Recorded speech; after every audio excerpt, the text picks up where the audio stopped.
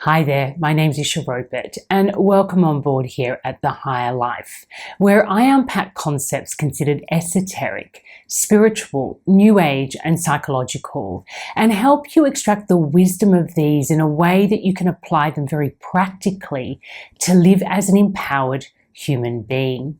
And this is really about naming the world in which we can claim back our personal power and live with this really clear soul intention to use our energy in a way that will make a positive contribution not only to our own lives but to a larger unfolding that's happening in humanity at the moment, where we're shifting out of a more limited way of viewing our potential and really supporting the rise of the feminine, in which our personal power comes back within ourselves. We start to focus on an inner resourcefulness that we have that really distinguishes humanity from other life forms, in which we can consciously choose kindness as a way of operating in the world.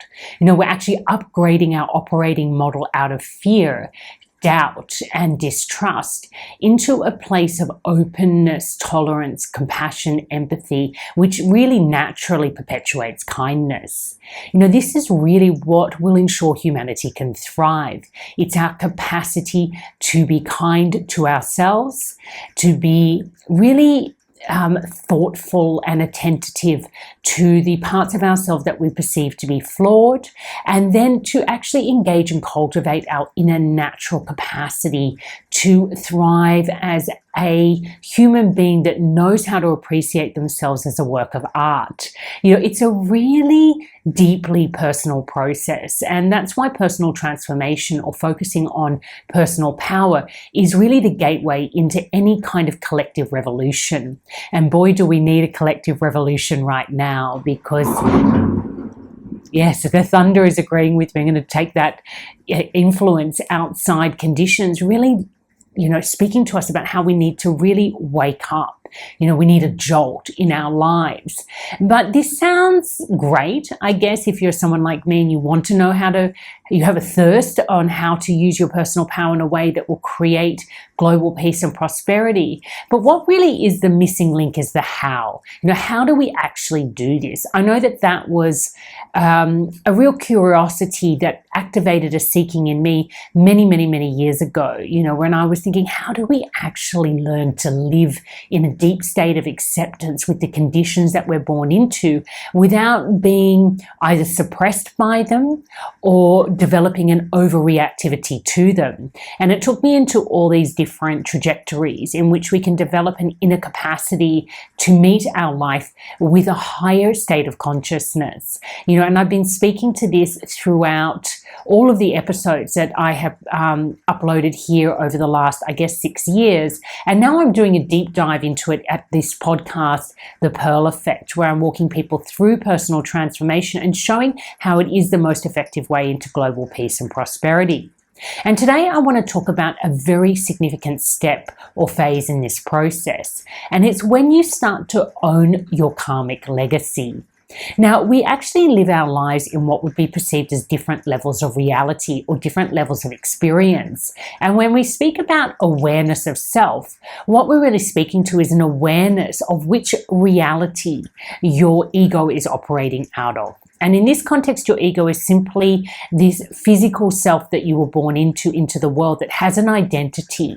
I think that we often demonize the ego, but the ego is a tool, right? I can't be me without a physical body, without a sense of a persona, without a slightly differentiated personality, which makes me unique, because every single human being is unique. And that uniqueness is created out of something.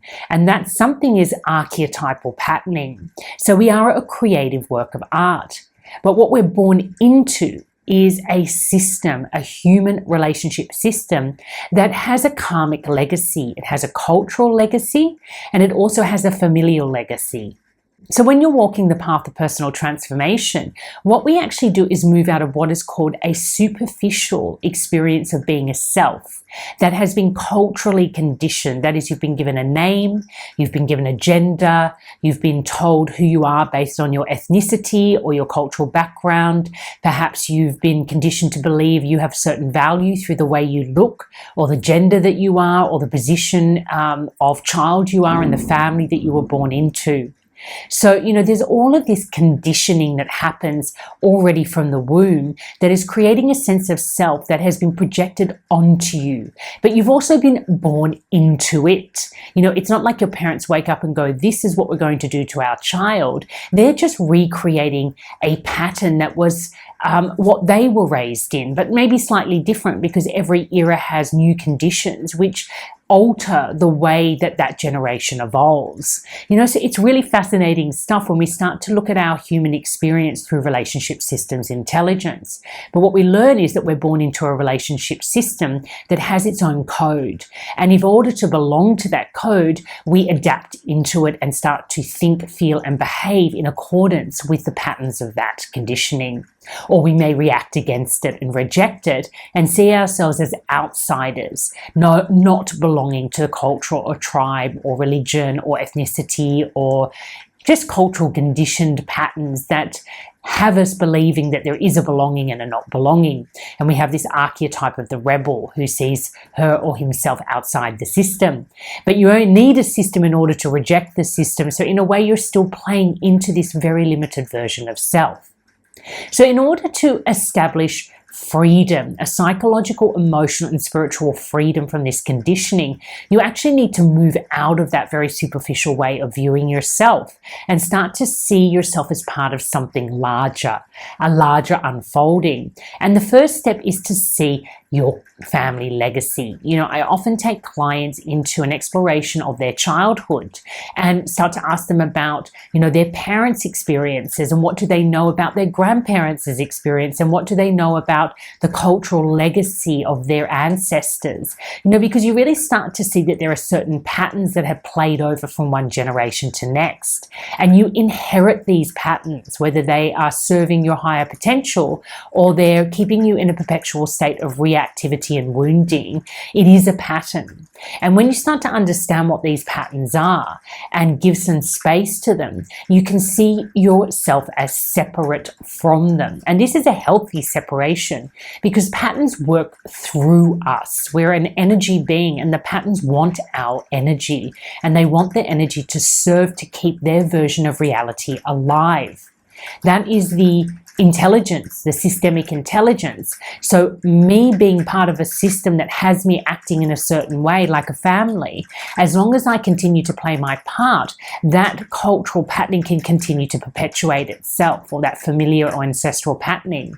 But the minute I step back and go, well, maybe I'm not going to allow that pattern to just move through me without reflecting and contemplating whether it's actually serving me, then I am no longer an instrument of the system.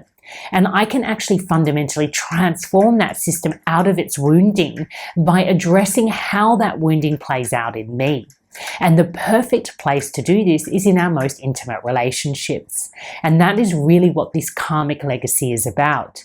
The way that you experience intimacy and those most intimate family systems or cultural or tribal or community systems, that's where you're going to come face to face with how your reactivity is triggered, where you suppress your needs, what your emotional wounding or psychological wounding patterns are like, and how they play out in a relational way. I find that the parent-child relationship is probably the most powerful and possibly the mother-child, simply because you're born in your mother's womb. And therefore, in a way, that's where that first entry into the system occurs. Whatever is happening in the womb is already shaping your psychology, your emotional nature, and your psychic nature. But what it isn't shaping is your archetypal patterning. You are born with a blueprint, an archetypal profile that is full of all of this magic, this power. But when you're born into this system, the system immediately hijacks that power, that energy, and uses it for its own purposes, believing that it's helping you by keeping you in this tribe of belonging so that you can actually get the resources you need to thrive into adulthood. But if that system is highly dysfunctional and your needs are not getting met, it's obviously going to affect the way that you evolve as a human being. And often we evolve in a state of survival rather than thriving. And we become adults who know how to survive the system, not thrive within the system, and absolutely not how to empower the system. So if we think about all of that and we contemplate it, what we can see is that there is an immense power that has been hijacked very early on in this karmic storyline, because the karmic storyline wants to stay alive. So it wants you as a single part of that system or that storyline to keep fueling it. So when you step back and you're like, okay, what is this ancestral wounding that I was born into? What is this potential that I've seen to inherit, through my archetypal profile? Then you're starting to take ownership over your true personal power, which is to disengage with that karmic and cultural legacy and actually come back and meet your life free from the conditioning. I just think even in this simple explanation, we can see how there's a shift out of the powerlessness we feel as a single human being operating in this drama-filled consensus reality where we have this identity that has been projected onto us and we're supposed to maintain it somehow, especially in this cultural pressure to perform and to contribute in a certain way in order to be rewarded. That's absolutely modern Western culture, which is prevalent all over the world, whether you live in the East or the West. This individualism, or even this individual serving a whole as an individualistic presence. So a nation, for example, where the nation uses the individuals to serve the power of the nation over other nations, is still a form of individualism. We may think of it as a collective society where the individual is sacrificed in service of this national agenda, or this tribal or religious agenda, but it's still a form of individualism. It's a human tribe separating itself from the whole of humanity and trying to serve its own interests in often detriment of the interest of the whole. So you can see how this individualistic mindset has left us in a very vulnerable and insecure state. We're fearful of not performing and not achieving and not receiving, of being left out, of not reaching the top. So it's only when we step out of that and start entering into the world of the karmic legacy that we see how irrelevant a lot of that is. And it's not really the source of personal power or true fulfillment. It's not the way that we can come into this state of unconditional love and know ourselves as part of one larger intelligent system, a high potential, awake, enlightened humanity, which is absolutely what I would like to experience in this lifetime. And I certainly would love to offer that to my children, a future in which humanity has transcended this very superficial way of being in the world, triggered by doubt, fear, and a legacy of being terrified of not belonging and not being able to survive long enough to become an adult. That terror is real, but it's no longer useful. We've grown out of it as a species, and we're really entering into the era of compassion, forgiveness, and enlightened thinking through unity, the unity mindset, which I've spoken to many times. But the portal into that is understanding the source of our tribal fear, and not really being driven anymore by these karmic legacies or storylines which have us believe that the power exists within our own little unit and we need to defend it from others. This is really basic way of being in the world, and I'm not undermining it as it's a stupid or simple way to be, but it doesn't allow for the true power and potential of the human being. So if we think that we're stepping out of that era of survival of the fittest, where that really was the driving premise, right? The fittest, the strongest, the most revered, the most beautiful are the ones that survive, into thriving through kindness, we can shift the whole vibration in the way that we view ourselves in the context of others, and the way that we view ourselves in our internal division between parts of ourselves that really want to be loved and honored for who they are, and parts of ourselves that are trying to willfully force those parts of themselves to fix, solve, or be improved. It's a very volatile, hostile inner world that most of us are experiencing, and that just then gets projected out into the way that we interact with other human beings. So the self-work is made available and possible because when we step into this karmic legacy experience, we no longer have to blame ourselves personally for the flawed way that we think we act and the reactive way that we operate in the world. We start to see that it's a pattern that's been inherited through our family legacy and through our cultural inheritance or legacy. It's not personal, but it has become personal because it's operating through us in our daily, ordinary life. And therefore we have a personal power to create space between the pattern and the way that we are activated by it. We're no longer reactive, just acting it out. We actually can learn to contemplate and hold that pattern with some sort of awareness that maybe it's not serving us. And even in that initial action of creating space, it has less hold over us. And if we do it for long enough, it actually dissolves. The pattern no longer operates through us. And we've actually ended this cycle of wounding that has been carried on through the one generation after the next. It's really powerful. You can be the single human being that's actually ending centuries of wounding, ancestral wounding, or at least really greatly reducing it before it carries over to your children and to the next generation, or to all the other children out there who are suffering the consequences of our ignorance. Being empowered and accessing personal power, it really comes down to healing your family and karmic legacy.